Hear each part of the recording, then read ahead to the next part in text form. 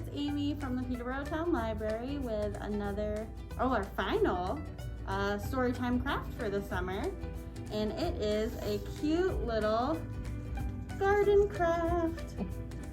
So in your bag, you will have a paper plate with some dirt attached to it already, some grass, some carrots, and some carrot tops, and a worm. All important garden ingredients. So to start, I would take some glue and glue just along the edge of your mud here, because then that will make your grass a pocket. And I glued up a little too high right there, but that's okay. It will glue clear, or dry clear rather. So we set that on there like that.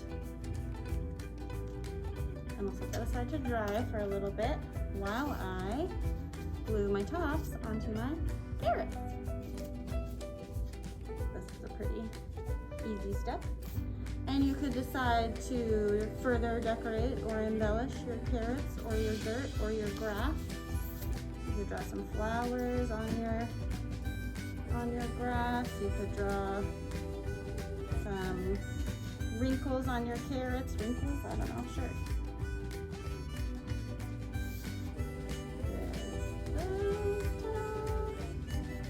Let those dry. Squish them on good. There we go. And then I'm gonna draw a little smiley face on my worm because why not? And you could decorate your worm too.